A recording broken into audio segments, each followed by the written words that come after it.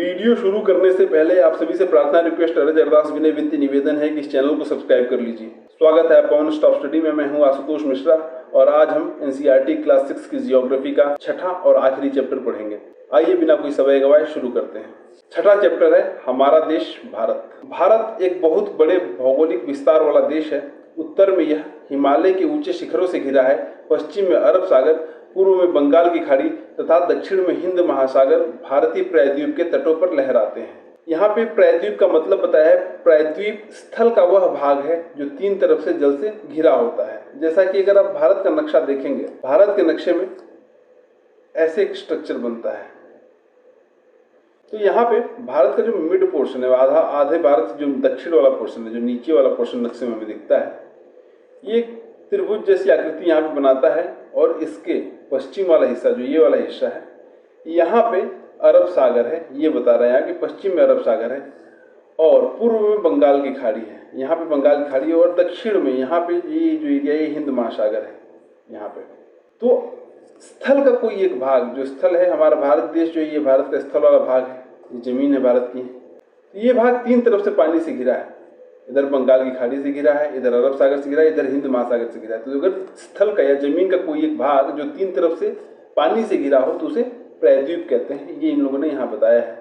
भारत का क्षेत्रफल 32.8 लाख वर्ग किलोमीटर है। उत्तर में लद्दाख से लेकर दक्षिण में कन्याकुमारी तक इसका विस्तार लगभग 3200 किलोमीटर है तथा पूर्व में अरुणाचल प्रदेश से लेकर पश्चिम में कच्छ तक इसका विस्तार लगभग 2900 किलोमीटर तक है। यहाँ पर ये हमारे देश की लंबाई चौड़ाई के बारे में बता रहे हैं कि अगर उत्तर में लद्दाख से लेके उत्तर से दक्षिण की लंबाई अगर हम लोग देखें तो ये 3200 किलोमीटर की है और पूर्व से पश्चिम की अगर लंबाई देखें तो ये जो है 2900 किलोमीटर के लगभग है।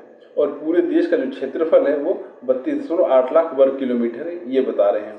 आगे बता रहे हैं ऊंचे ऊंचे पर्वत, भारतीय महामरुस्थल, उत्तरी मैदान, असमान पठारी सतह, तटीय भाग एवं द्वीप समूह स्थल रूपों की विभिन्नता को दर्शाते हैं। मतलब हमारे देश के जो स्थल रूप है वो काफी डाइवर्स है, उनमें काफी विभिन्नता है, बहुत डाइवर्सिटी है। मतलब ऊंचे ऊंचे पहाड़ भी हैं, मरुस्थल भी है, मैदान भी है और पठारी सतह भी है। उसके अलावा जो हमारे यहाँ समुद्र तटीय मैदान भी हैं और बहुत सारे द्वीप समूह भी है। तो लगभग हर तरह का स्थल रूप या हर तरह की जमीन जो है हमारे यहाँ पाई जाती है। यहाँ जलवायु, वनस्पति, वन्य जीवों के साथ साथ भाषा एवं संस्कृति में भी बहुत भिन्नता है। तो यहाँ पे जो जलवायु तो अलग है ही, वनस्पति भी अलग है, क्योंकि अलग अलग तरीके की जमीन पाई जाती है। पहाड़ी जमीन भी पाई जाती है, पहाड़ भी मिल रहे हैं, मरुस्थल भी मिल रहे हैं, मैदान भी मिल रहे हैं, पठार भी मिल रहे हैं और तटवर्ती क्षेत्र भी मिल रहे हैं। उसके अलावा द्वीप समूह भी मिल रहे हैं। तो हर जगह के लिए अलग एक जलवायु पाई जाएगी और हर जलवायु के हिसाब से वनस्पति होती है और वनस्पति के हिसाब से वहाँ पे जीव जंतु पैदा होते हैं। तो ये सब तो अलग अलग होती हैं, ना केवल जलवायु, वनस्पति और वन्य जीव, बल्कि हमारे यहाँ की भाषा और संस्कृति भी काफी डाइवर्स है। बहुत तरह की भाषाएं और बहुत तरह की संस्कृति मिलती हैं हमारे यहाँ। इस भिन्नता में भी हम एकता को पाते हैं। ये सारी भिन्नताएं होने के बाद भी हम लोग आपस में एक होकर रहते हैं, जो हमारी परंपराओं में दिखती है। यही कारण है कि हम एक राष्ट्र में बंधे हैं। वर्ष 2011 से अब तक भारत की आबादी 120 करोड़ से अधिक हो चुकी है। यह चीन के बाद विश्व का दूसरा सबसे अधिक जनसंख्या वाला देश है। तो ये बता रहा है कि 2011 से अब तक जो हमारी आबादी 120 करोड़ से ऊपर हो चुकी है। अगर लेटेस्ट डेटा की बात करें तो यूएन का लेटेस्ट डेटा आया था तो हमारी आबादी 140 करोड़ से ऊपर हो चुकी है और हम लोग दुनिया की सबसे ज़्यादा आबादी वाले देश हैं। चीन को हमने पीछे छोड़ दिया है। बाकी एग्जैक्ट डेटा जो है जब अगले साल हमारे यहाँ सेंसस होगा तो भारत सरकार जारी करेगी, तब देखेंगे। आगे है स्थिति। भारत उत्तरी गोलार्ध में स्थित है। कर्क रेखा जो कि 23.5 डिग्री उत्तरी अक्षांश को कहते हैं, देश के लगभग मध्य भाग से होकर गुजरती है। दक्षिण से उत्तर की ओर भारत की मुख्य भूमि का विस्तार 8 डिग्री 4 मिनट उत्तर से लेकर 37 डिग्री 6 मिनट उत्तर अक्षांशों के बीच है। पश्चिम से लेकर पूर्व तक भारत का विस्तार 68 डिग्री 7 मिनट पूर्व तथा 97 डिग्री 25 मिनट पूर्व देशांतरों के बीच में है। यानी ये हमारे देश का विस्तार बता रहा है कि हमारा देश जो है हमारे देश के ठीक बीचों बीच से, अगर हम अपने देश का नक्शा ऐसे मान लें, कुछ ऐसे है हमारे देश का नक्शा, तो कर्क रेखा जो है हमारे देश के ठीक बीचों बीच से गुजरती है और हमारे देश का जो विस्तार है, मतलब दक्षिण में 8 डिग्री 4 मिनट, यहाँ पे 8 डिग्री 4 मिनट पे है, उत्तर में 37 डिग्री 6 मिनट, पूर्व में जो है, पश्चिम में जो है ये है हमारा 68 डिग्री 7 मिनट और यहाँ पूर्व में 97 डिग्री 25 मिनट, पश्चिम में 68 डिग्री 7 मिनट और पूर्व में 97 डिग्री 25 मिनट। ये हमारे देश का विस्तार है। जो उत्तर से दक्षिण हमारा विस्तार है, यानी जो कि 8 डिग्री 4 मिनट उत्तर से लेके 37 डिग्री 6 मिनट जो विस्तार है, इसे हम लोग कहते हैं अक्षांशीय विस्तार। और जो 68 डिग्री 7 मिनट से लेके 97 डिग्री 25 मिनट तक का विस्तार है, इसे कहते हैं देशांतरीय विस्तार। ये हमारे देश का जो है अक्षांशीय और देशांतरीय विस्तार यहाँ पे इन लोगों ने बताया। और ये बता रहे हैं कि कर्क रेखा जो 23.5 डिग्री उत्तरी अक्षांश वाली रेखा है, जो हम पहले भी देख चुके हैं, वो हमारे देश के लगभग बीच से होकर गुजरती है। आइए आगे बढ़ते हैं। अगर हम विश्व को पूर्वी एवं पश्चिमी गोलार्ध में बांटते हैं तो भारत की स्थिति किस गोलार्ध में होगी? ये एक क्वेश्चन पूछ रहा है, देख लेते हैं। जैसे मान लीजिए विश्व है, इसको हम 2 गोलार्ध में बांटे, एक ग्रीनविच मीन टाइम है, 0 डिग्री देशांतर जिसे कहते हैं, तो भारत की स्थिति यहाँ पे बैठती है। उत्तरी गोलार्ध में तो पड़ती है, तो हमने देख लिया। उत्तरी गोलार्ध में बांटने के लिए हमें क्या है, विषुवत वृत्त जो होता है, विषुवत वृत्त से उत्तर की तरफ है हमारा, जैसा हमने देखा है अभी कि भारत उत्तरी गोलार्ध में है। और अगर 0 डिग्री देशांतर से देखेंगे तो इसके पूर्व वाले हिस्से में है। मतलब हमारा देश जो है विषुवत वृत्त के उत्तर में और 0 डिग्री देशांतर के पूर्व में स्थित है। आगे बढ़ते हैं। बहुत बड़े देशांतरीय विस्तार लगभग 29 डिग्री के कारण यहाँ के 2 छोर पर स्थित स्थानों के स्थानीय समय में बहुत अधिक अंतर हो सकता था। इस तरह की दूरी पर स्थित 2 स्थानों के बीच के समय का अंतर लगभग 2 घंटे का होगा। जैसा कि आपने पहले पढ़ा है, प्रत्येक 1 डिग्री देशांतर के लिए स्थानीय समय में 4 मिनट का अंतर होता है। पश्चिम में गुजरात की अपेक्षा पूर्व के अरुणाचल प्रदेश में सूर्योदय लगभग 2 घंटे पहले होता है। आप पहले पढ़ चुके हैं कि 82 डिग्री 30 मिनट पूर्व देशांतर के स्थानीय समय को भारत का मानक समय क्यों माना गया है। इस याम्योत्तर को भारत का मानक याम्योत्तर भी कहा जाता है। बेसिकली ये बता रहा है यहाँ पे, चूंकि हमारे देश का जो देशांतरीय विस्तार है वो काफी बड़ा है, मतलब पश्चिम से पूरब की तरफ जो हमारा देश है, यहाँ पे गुजरात वाले एरिया से लेकर अरुणाचल प्रदेश के बीच में अगर ये देशांतरीय विस्तार की बात करें, करीब करीब 29 डिग्री का पड़ता है हमारा देशांतरीय विस्तार। और इतना बड़ा देशांतरीय विस्तार होने की वजह से गुजरात में और अरुणाचल प्रदेश के टाइम में लगभग 2 घंटे का अंतर पड़ता है। अब चूंकि ट्रेन चलने में और ये बाकी सारे काम करने में ऐसे अगर 2 टाइम जोन रखेंगे, अलग अलग टाइम जोन रखेंगे तो दिक्कत आ सकती है। इसीलिए हम लोगों ने 82 डिग्री 30 मिनट को एक जो है भारत का मानक समय रेखा मान लिया है, जो कि हमारे यहाँ मिर्जापुर से होकर गुजरती है और इसे भारत का मानक समय कहा जाता है। इसे भारत का मानक याम्योत्तर भी कहा जाता है। ये हम लोग पहले पीछे पढ़ चुके हैं। आइए आगे बढ़ते हैं। आगे भारत के पड़ोसी देश, 7 देशों की स्थलीय सीमाएं इसकी सीमाओं से जुड़ी हैं। इनको देख लेते हैं एक बार। ये है हमारा प्यारा भारत। पहले जो स्थलीय सीमा जुड़ती हुई दिख रही है हमारे पड़ोसी पाकिस्तान की, ये स्थलीय सीमा यहाँ जुड़ रही है, तो एक तो पाकिस्तान हो गया। 7 देशों की स्थलीय सीमाएं जुड़ती हैं ये बता रहा है, तो पहला तो पाकिस्तान हो गया। दूसरा यहाँ पे थोड़ी सी सीमा जुड़ती दिख रही है अफगानिस्तान की। तीसरा यहाँ पे सीमा ऐसे लंबी सी जुड़ती दिख रही है, यहाँ तक चीन की सीमा है, फिर यहाँ थोड़ी सी चीन की सीमा जुड़ रही है, फिर यहाँ से भी चीन की सीमा जुड़ रही है। तो तीसरा देश हो गया चीन। चौथा हो गया नेपाल, यहाँ पे नेपाल की सीमा जुड़ रही है हमारे यूपी बिहार से। फिर यहाँ पे हो गया भूटान, एक हो गया बांग्लादेश और यहाँ हो गया म्यांमार। तो कुल मिला के जो 7 देश हैं जिनसे हमारी स्थलीय सीमा जुड़ रही है, पाकिस्तान पहला, दूसरा अफगानिस्तान, तीसरा चीन, चौथा नेपाल, 5वां भूटान, 6ठा बांग्लादेश और 7वां म्यांमार। इन 7 देशों की सीमाएं हमारे देश से जुड़ती हैं। आइए आगे बढ़ते हैं। जलीय सीमा की बात करें तो हमारे देश के जो नज़दीकी देश हैं जो हमारे साथ जलीय सीमा साझा करते हैं, एक तरह से कह लिया जाए तो श्रीलंका है और मालदीव है। ये 2 देश ऐसे हैं जो हमारे साथ जलीय सीमा साझा करते हैं या हमारे देश के नज़दीक हैं, हमारे पड़ोसी देश हैं। ये भारत का राजनीतिक मानचित्र है, इसको एक बार देख लेते हैं। यहाँ पे जो है अलग अलग स्टेट और यूटी दिए हुए होंगे, राजधानियाँ दी हुई हैं। सबसे पहले लद्दाख जो कि एक यूटी है, इसकी राजधानी लेह है। जम्मू कश्मीर है, इसकी राजधानी श्रीनगर है। फिर हिमाचल प्रदेश है, इसकी राजधानी शिमला है। फिर पंजाब है, उसकी राजधानी चंडीगढ़ है। हरियाणा की भी राजधानी चंडीगढ़ ही होती है। फिर राजस्थान है, इसकी राजधानी जयपुर है। आगे गुजरात है, राजधानी गांधीनगर। फिर महाराष्ट्र, इसकी राजधानी मुंबई है। इधर दमन और दीव और दादरा और नगर हवेली, ये सब मिला के जो है एक यूटी सब मिल के बन गए। आगे है गोवा, इसकी राजधानी पणजी है। कर्नाटक, राजधानी बेंगलुरु है। फिर केरल है, इसकी राजधानी तिरुवनंतपुरम है। इसके अंदर पुदुचेरी का एक जिला आता है, माहे, केरल में आता है। फिर तमिलनाडु है, तमिलनाडु की राजधानी चेन्नई है। इसके अंदर पुदुचेरी का जो है 2 जिले आते हैं, एक पुदुचेरी स्वयं और कराईकल जो होता है वो आता है। फिर आंध्र प्रदेश की राजधानी अमरावती। इधर उड़ीसा की राजधानी भुवनेश्वर। यहाँ है तेलंगाना की राजधानी हैदराबाद। यहाँ पे छत्तीसगढ़ की राजधानी रायपुर है। पश्चिम बंगाल राजधानी कोलकाता है। झारखंड रांची है। बिहार पटना है। उत्तर प्रदेश लखनऊ। उत्तराखंड की देहरादून। यहाँ पे एमपी की राजधानी भोपाल है। छत्तीसगढ़ के में देखिए रायपुर है। अब आते हैं पूर्वोत्तर भारत पे। यहाँ पे सिक्किम इसकी राजधानी गंगटोक है। पूर्वोत्तर भारत में देखते हैं अरुणाचल प्रदेश ईटानगर है। नागालैंड कोहिमा। मणिपुर इम्फाल। मिजोरम आइजॉल। त्रिपुरा अगरतला है। असम है, असम के दिसपुर है। मेघालय है, मेघालय की शिलोंग है। ये है हमारे देश के सारे राज्य। यूटी को भी देख लेते हैं कि एक तो चंडीगढ़ है यहाँ पे, एक दिल्ली है यूटी हमारी, बाकी पुदुचेरी हमने देख ही लिया है। इधर लक्षद्वीप है, इसकी राजधानी कवारत्ती है। ये अंडमान निकोबार द्वीप समूह है, इनकी राजधानी पोर्ट ब्लेयर है। तो ये हमारे देश के स्टेट और यूटी हो गए। आगे बढ़ते हैं। दक्षिण में समुद्र में स्थित 2 द्वीप श्रीलंका तथा मालदीव हमारे पड़ोसी हैं। पाक जलसंधि भारत को श्रीलंका से अलग करती है। तो जैसा मैंने पीछे बताया कि हमारे देश के साथ समुद्र से जोड़ने वाले जो 2 देश हैं वो हैं श्रीलंका और मालदीव। पाक जल संधि जो है भारत और श्रीलंका को एक दूसरे से अलग करती है। आगे बढ़ते हैं।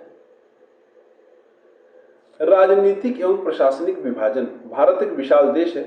प्रशासनिक क्रियाकलापों के लिए देश को 28 राज्यों एवं 8 केंद्र शासित प्रदेशों में बांटा गया है, जो हमने ऊपर देख लिए हैं।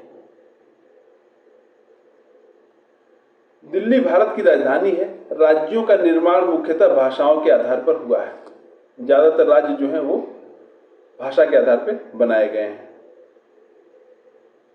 भौतिक विभाजन की बात करते हैं। भारत में पाई जाने वाली भौतिक आकृतियां विभिन्न प्रकार की हैं, जैसे पर्वत, पठार, मैदान, तट तथा द्वीप समूह। उत्तर में बर्फ से ढका हिमालय संतरी का कार्य करता है। हिम प्लस आलय का मतलब होता है बर्फ का घर।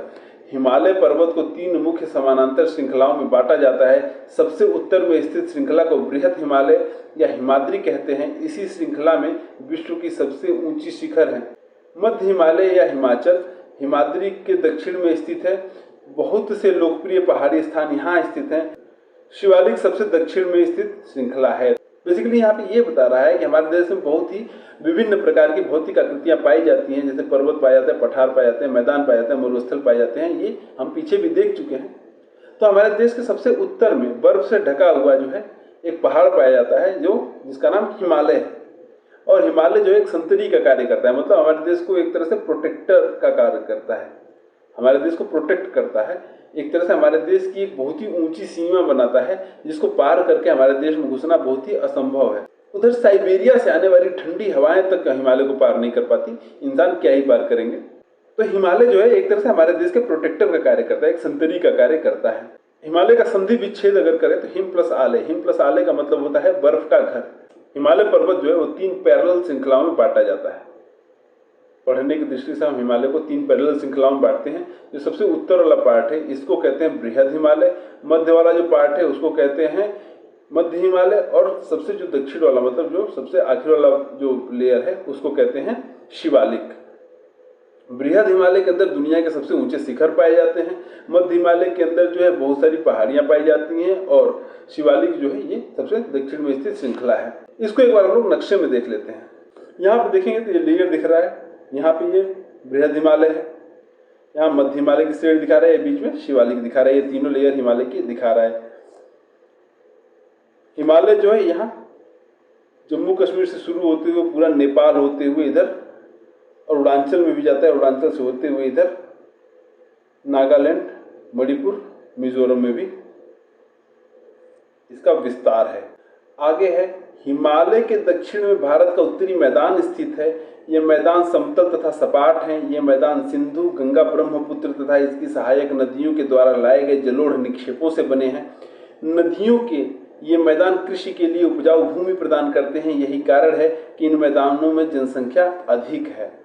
यहाँ पे कह रहा है कि हिमालय के दक्षिण में, मतलब जो शिवालिक वाला रीजन दिख रहा था, शिवालिक के दक्षिण में, शिवालिक के नीचे वाला जो एरिया है उधर जो है मैदानी भाग है। भारत का उत्तरी मैदान जो है उधर पड़ता है, शिवालिक के दक्षिण में पड़ता है, या शिवालिक से नीचे में नक्शे में देखेंगे तो शिवालिक के नीचे दिखता है। ये मैदान जो है सिंधु, गंगा, ब्रह्मपुत्र नदियां और इनकी सहायक नदियों की वजह से बने। ये नदियां क्या हैं? नदियां बहते हुए अपने साथ जो है मिट्टी काट के ले आती हैं, जिनको निक्षेप कहते हैं, जलोढ़ निक्षेप कहते हैं। ये निक्षेप जो है ये लाके अपने मैदानी क्षेत्रों में वो इन निक्षेपों को छोड़ती चली जाती हैं और उनकी वजह से मैदान बनते चले जाते हैं। ये जो निक्षेप ला के छोड़ती हैं नदियां, ये निक्षेप जो होते हैं बहुत ही उपजाऊ होते हैं। इधर खेती करने पे बहुत अच्छी फसल होती है और चूंकि यहाँ फसल अच्छी होती है, इसी वजह से यहाँ ज़्यादा जनसंख्या निवास करती है, ज़्यादा लोग इन्हीं मैदानी एरिया में रहते हैं। भारत के पश्चिमी भाग में भारतीय महामरुस्थल स्थित है। यह शुष्क, गर्म तथा रेतीला स्थल है। यहाँ वनस्पति की मात्रा बहुत कम है। तो भारत का जो पश्चिमी एरिया है, जो हम लोग नक्शे में कुछ ऐसा सा दिखता है, तो ये वाला जो ये रीजन है, इधर हमारा मरुस्थल है। राजस्थान में थार का मरुस्थल है और गुजरात में रन ऑफ कच्छ है। 3 एरिया में हमारे देश का मरुस्थल है, जो कि एकदम ड्राई है और यहाँ पे वनस्पति बहुत कम मिलती है। चूँकि बारिश कम होती है, उधर बारिश नहीं होती है, इस वजह से वहाँ वनस्पति बहुत कम मिलती है। उत्तरी मैदानों के दक्षिण में प्रायद्वीपीय पठार स्थित हैं। इसकी आकृति त्रिभुजाकार है। इसका धरातल काफी ऊंचा नीचा है। इस क्षेत्र में बहुत सी पहाड़ी श्रृंखलाएं तथा घाटियां स्थित हैं। इसके उत्तर पश्चिम में अरावली श्रृंखला स्थित है, जो कि विश्व की सबसे पुरानी श्रृंखला है। विंध्य एवं सतपुड़ा भी महत्वपूर्ण श्रृंखलाएं हैं। ये कह रहा है कि जो उत्तरी मैदान है, उत्तरी मैदान के दक्षिण में, क्योंकि शिवालिक था, शिवालिक के दक्षिण में उत्तरी मैदान थे। अब उत्तरी मैदान जहाँ खत्म होते हैं तो इसके दक्षिण में, इसके नीचे वाले रीजन में जो है प्रायद्वीपीय पठार मिलते हैं। ये धरातल प्रायद्वीपीय पठार जो है, इनका धरातल जो है काफी ऊंचा नीचा है। इनका जो उच्चावच काफी ज्यादा है और इनका जो शेप है आप देखेंगे तो कुछ ऐसे त्रिभुजाकार सा है। बहुत सारी पहाड़ी श्रृंखलाएं और घाटियां इनके ऊंचे नीचे होने की वजह से पहाड़ और घाटियों का निर्माण करते हैं। और इनके उत्तर पश्चिम में, जो उत्तर और पश्चिम वाला रीजन है, मतलब ये वाला जो एरिया है, यहाँ पे जो है ये अरावली श्रृंखला यहाँ पे है। ये विश्व की सबसे पुरानी श्रृंखला है। अगर हम एक तरह से कहें कि दुनिया के सबसे पुराने पहाड़ जो हैं वो अरावली हैं, तो ये गलत नहीं होगा। अरावली पहाड़ जो है वो दुनिया के सबसे पुराने पहाड़ों में से एक है। विंध्य और सतपुड़ा की पहाड़ियाँ भी महत्वपूर्ण श्रृंखलाएं हैं। आइए इनको एक बार नक्शे में देख लेते हैं। यहाँ पे शिवालिक है। शिवालिक से उत्तर में ये जो एरिया दिख रहा है, यहाँ हरा हरा सा, ये मैदान है, उत्तर का मैदान है। भारतीय मरुस्थल जो इधर दिख रहा है यहाँ पे, जो हमने अभी पढ़ा, और ये विंध्य श्रेणी, अरावली श्रेणी यहाँ है, जो सबसे पुराने पहाड़ हैं। विंध्य श्रेणी और सतपुड़ा श्रेणी जो है, ये भी पहाड़ जो है काफी पुराने हैं। और इधर जो है पठारी एरिया है। ये पूरा पठारी एरिया, जैसा कि आप देखेंगे यहाँ त्रिभुज जैसी आकृति बन रही है। अगर पूरा इसको मिलाएंगे तो ये त्रिभुज जैसी आकृति बनती है यहाँ पे। तो ये त्रिभुज जैसी आकृति में यही है हमारे देश का लगभग भौतिक स्वरूप। उधर उत्तर में पहाड़ दिख गए, फिर उत्तरी मैदान दिख गया, इधर भारतीय मरुस्थल दिख गए, इधर जो है हमें इसका पठारी एरिया दिख गया।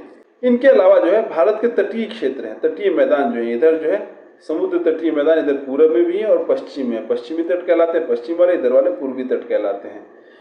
ये स्ट्रक्चर भी इंपॉर्टेंट है। आइए इनको आगे पढ़ते हैं। इन श्रृंखलाओं से होकर नर्मदा तथा तापी नदियां बहती हैं। ये पश्चिम की तरफ बहने वाली नदियां हैं जो अरब सागर में गिरती हैं। ये बात हम लोग याद रखेंगे कि नर्मदा तथा तापी नदियां जो है विंध्य और सतपुड़ा श्रृंखलाओं से होकर बहती हैं और ये पश्चिम की तरफ बहती हैं, जो अरब सागर में जाके गिरती हैं। अगर हम अपने देश की नदियों को देखें, अगर हमारे देश का नक्शा ऐसे मान लेते हैं, तो ज्यादातर नदियां जो हैं वो गिरती हैं हमारी बंगाल की खाड़ी में। लेकिन नर्मदा और तापी, ये दोनों नदियां जो है ये अरब सागर में जाके गिरती हैं। ये पश्चिम की तरफ बहते हुए अरब सागर में गिरती हैं। बेसिकली ये हमें याद रखना है। इस पठार के पश्चिम में पश्चिमी घाट या सह्याद्री तथा पूर्व में पूर्वी घाट स्थित हैं। जैसा मैंने बताया कि पूर्वी, अगर हम लोग ये भारत का नक्शा मान ले तो ये जो रीजन है, इधर पूर्वी घाट है और इधर पश्चिमी घाट है। पश्चिमी घाट को सह्याद्री कहते हैं। पश्चिमी घाट का विस्तार एक समान रूप में है, जबकि पूर्वी घाट बीच में टूटा हुआ तथा असमान है। मतलब पश्चिमी घाट जो है टूटा हुआ नहीं है, बिल्कुल ऐसे स्मूथ सा है। पूर्वी घाट जो है थोड़ा टूटा फूटा है, ऐसे टूटा टूटा सा है। इन पठारों में खनिजों जैसे कोयला एवं लौह अयस्क की प्रचुरता है। जो हमने पठार देखा था, जो त्रिभुजाकार पठार थे, जो सतपुड़ा, अरावली और इधर नीचे साउथ इंडिया तक फैले हुए थे, इन पठारों के अंदर जो है कोयला और लौह अयस्क जो है ऐसे खनिज बहुत प्रचुर मात्रा में मिलते हैं, बहुत ज़्यादा मात्राओं में मिलते हैं। इधर बॉक्सेस में कुछ चीज़ें दी हुई हैं, उनको भी देख लेते हैं। पहला तो ये बता रहे हैं जलोढ़ निक्षेप क्या होते हैं। ये नदियों द्वारा लाई गई बहुत महीन मिट्टी होती है तथा नदी बेसिन में निक्षेपित कर दी जाती है। मतलब जो मतलब नदियां जो है वो बहते हुए अपने साथ बहुत ही महीन मिट्टी लेकर आती हैं और वो उसको मैदानी एरिया में ऐसे लेयर बाय लेयर छोड़ती चली जाती हैं। उनको जो है हम जलोढ़ निक्षेप कहते हैं। सहायक नदी क्या होती है? एक नदी या सरिता जो कि मुख्य नदी में किसी भी तरफ से आकर मिलती है तथा अपने जल को मुख्य नदी में विसर्जित करती है, उसे सहायक नदी कहते हैं। जैसे मान लीजिए कि गंगा नदी बहती हुई जा रही है और इसमें गोमती आके अपना जल गिरा देती है, अपने इसमें आके यमुना भी अपना जल गिरा देती है। तो ये जो है यमुना और गोमती जो है ये गंगा की सहायक नदियां कहलाएंगी। आगे दिया है, क्या आप जानते हैं गंगा एवं ब्रह्मपुत्र नदियां विश्व के सबसे बड़े डेल्टा का निर्माण करती हैं, जिसे सुंदरबन डेल्टा कहा जाता है। यहाँ पे दो फैक्ट क्लियर हो रहे हैं। एक तो दुनिया का सबसे बड़ा डेल्टा जो है वो सुंदरबन डेल्टा है और ये गंगा और ब्रह्मपुत्र नदियों के मिलने से बनता है। इस डेल्टा की आकृति त्रिभुजाकार है। डेल्टा स्थल का वह भाग है जो नदी के मुहाने पर बनता है। जहाँ नदियां समुद्र में प्रवेश करती हैं उस जगह को नदी का मुहाना कहा जाता है। जब गंगा और ब्रह्मपुत्र नदी बांग्लादेश और पश्चिम बंगाल वाले रीजन में प्रवेश करती है तो कुछ ऐसे से इनके कई सारे मुहाने बन जाते हैं और ये एक त्रिभुजाकार डेल्टा सा बनाती है। यहाँ पे बहुत सारा जलीय निक्षेप छोड़ी रहती है, बहुत सारा जो मलबा ला के यहाँ पे गिरा दी रहती हैं और इन जगहों पे मलबे की वजह से कई सारे ब्रांचेज में इसकी धाराएं टूट जाती हैं नदियों की और वो डेल्टा जैसा स्ट्रक्चर बना देते हैं, एक त्रिभुजाकार डेल्टा बना देते हैं। और दुनिया का सबसे बड़ा डेल्टा जो सुंदरबन डेल्टा है। आइए आगे बढ़ते हैं। पश्चिमी घाट के पश्चिम में तथा पूर्वी घाट के पूर्व में तटीय मैदान स्थित हैं। पश्चिम तटीय मैदान काफी संकरे हैं, पूर्वी तटीय मैदान अपेक्षाकृत चौड़े हैं। यहाँ पे बस ये बताने की कोशिश कर रहा है कि जो पश्चिमी मैदान है वो संकरे हैं। जो महाराष्ट्र, कर्नाटक और केरल वाले जो मैदान हैं, जो पश्चिम दिशा में पड़ने वाले मैदान, ये संकरे हैं और पूरब के जो मैदान है वो चौड़े हैं। यानी कि तमिलनाडु, आंध्र प्रदेश और उड़ीसा के जो मैदान है, तटवर्ती मैदान है, वो थोड़े चौड़े हैं, ये बता रहे हैं। वहाँ पूर्व की ओर बहने वाली कई नदियां हैं। जो पूर्वी तटवर्ती मैदान है वहाँ पूर्व की ओर बहने वाली कई नदियां हैं। उन नदियों के नाम देख लेते हैं। महानदी, गोदावरी, कृष्णा तथा कावेरी बंगाल की खाड़ी में गिरती हैं। ये नदियां अपने मुहाने पर उपजाऊ डेल्टा का निर्माण करती हैं। बंगाल की खाड़ी में गंगा एवं ब्रह्मपुत्र नदियों के मुहाने पर सुंदरबन डेल्टा स्थित है। तो जो नदियां बंगाल की खाड़ी में गिर रही हैं वो ज्यादातर नदियां उपजाऊ डेल्टा का निर्माण कर रही हैं। उनमें से महानदी, गोदावरी, कृष्णा तथा कावेरी भी हैं। और पीछे हम देख ही चुके हैं कि गंगा और ब्रह्मपुत्र नदियां जो हैं वो सुंदरबन डेल्टा का निर्माण करती हैं। यहाँ पे एक और फैक्ट दिया इन लोगों ने, क्या आप जानते हैं? प्रवाल छोटे समुद्री जंतुओं के कंकाल हैं जिन्हें पॉलिप कहा जाता है। जब जीवित पॉलिप मरते हैं तब उनका कंकाल बच जाता है। अन्य पॉलिप की वृद्धि इन ठोस कंकालों के ऊपर होती है जो बढ़ते बढ़ते काफी ऊंचे होते जाते हैं तथा इस प्रकार प्रवाल द्वीपों का निर्माण करते हैं। यहाँ पे प्रवाल द्वीप दिखाए गए हैं। हमारा जो लक्षद्वीप है वो प्रवाल द्वीपों से बना हुआ है। तो बेसिकली क्या है, छोटे छोटे जंतुओं के कंकाल होते हैं प्रवाल जो होते हैं। बेसिकली जंतु क्या है, ये जंतु के ऊपर एक शेल बनी होती है, ये खोल सा लगा होता है जो सॉलिड होता है। जब ये जंतु मर जाता है तो शेल ऐसे ही, सॉलिड जो शेल है वो ऐसे ही रह जाती है और उस शेल के ऊपर जो है और दूसरे जानवर जो हैं वही प्रवाल के जो दूसरे जानवर जिंदा होते हैं वो अपना घर बना के रहना शुरू करते हैं। और फिर वो जब मरते हैं तो एक के ऊपर ऐसे बनते बनते बनते बनते लाखों करोड़ों प्रवाल मिलके एक इतना बड़ा स्ट्रक्चर बना देते हैं कि वो समुद्र से बाहर निकल कर द्वीप जैसा बन जाता है। और कंकालों के ऊपर कंकाल ऐसे सालों तक बढ़ते रहते हैं और जिसकी वजह से एक प्रवाल द्वीप बन जाता है। प्रवालों का एक कंकाल होता है, उनका द्वीप बन जाता है और ये जो होते हैं प्रवाल द्वीप कहलाते हैं। जैसे लक्षद्वीप है हमारा। भारत में दो द्वीप समूह भी हैं। लक्षद्वीप समूह अरब सागर में स्थित है। ये केरल के तट से कुछ दूर स्थित प्रवाल द्वीप है। जैसा मैंने बताया कि लक्षद्वीप समूह जो है वो प्रवाल द्वीप है, ये अरब सागर में है और केरल के तट से थोड़ी दूरी पर स्थित है। अंडमान एवं निकोबार द्वीप समूह भारत से दक्षिण पूर्वी दिशा में बंगाल की खाड़ी में स्थित है। तो अंडमान निकोबार जो द्वीप समूह जो है वो बंगाल की खाड़ी में, अगर हम भारत का नक्शा देखेंगे ऐसे तो यहाँ पे केरल वाला रीजन पड़ता है और यहाँ पे लक्षद्वीप कहीं पे है, ठीक है। और अंडमान निकोबार द्वीप समूह जो बंगाल की खाड़ी में पड़ता है, यानी कि ये वाला जो रीजन है यहाँ पे अंडमान निकोबार द्वीप समूह पड़ते हैं। कह रहा है, क्या आप जानते हैं कि कौन सा द्वीप समूह वर्ष 2004 में सुनामी से प्रभावित हुआ था? समाचार पत्रों तथा लोगों से बातचीत के जरिए जानकारी प्राप्त कीजिए कि जब सुनामी भारतीय तट से टकराई थी तो किस प्रकार लोगों ने अलग अलग तरीके से इस चुनौती का सामना किया था। सुनामी एक विशाल सागरीय तरंग है जो समुद्र तल पर भूकंप के कारण उत्पन्न होती है। बेसिकली ये सुनामी को बता रहा है कि सुनामी क्या होती है जब समुद्र को, जैसे मान लीजिए ये समुद्र है ये पूरा समुद्र का पानी यहाँ भरा हुआ है। तो समुद्र की जब यहाँ पे तल पे, समुद्र की जो सबसे नीचे वाली जो गहराई का जो है सबसे नीचे का तल है, वहाँ पे जब भूकंप आता है तो इसकी वजह से जो है सुनामी उठती है, बहुत ही ऊंची ऊंची लहरें उठती हैं, सैकड़ों मीटर ऊंची लहर उठती है। 2004 में एक सुनामी आई थी जिसकी वजह से हमारा अंडमान निकोबार द्वीप समूह प्रभावित हुआ था। जैसा हमने अभी पढ़ा कि जो हमारे भारत देश की भूमि है वो उसका विस्तार जो है 8 डिग्री 4 मिनट उत्तर से शुरू होता है। जब सुनामी आई थी उस समय जो है हमारा एक द्वीप हुआ करता था अंडमान निकोबार द्वीप समूह के पास, यहाँ पे जिसे इंदिरा पॉइंट कहते थे। ये जो है 6 डिग्री 4 मिनट पे हुआ करता था, ये डूब गया सुनामी की वजह से। तो जो सुनामी थी उसने अंडमान निकोबार द्वीप समूह को प्रभावित किया। यहाँ पे खत्म होता है हमारा चैप्टर। आज क्लास 6 की जियोग्राफी खत्म हो गई है। वीडियो आपको कैसी लगी कमेंट बॉक्स में जरूर बताएं। वीडियो अच्छी लगी हो तो इसे लाइक करिए, दोस्तों के साथ शेयर करिए और एनसीईआरटी की सभी किताबों को समग्रता से पढ़ने के लिए इस चैनल को सब्सक्राइब कर लीजिए। मिलते हैं अगली वीडियो में, तब तक व्यस्त रहें, मस्त रहें। जय हिंद।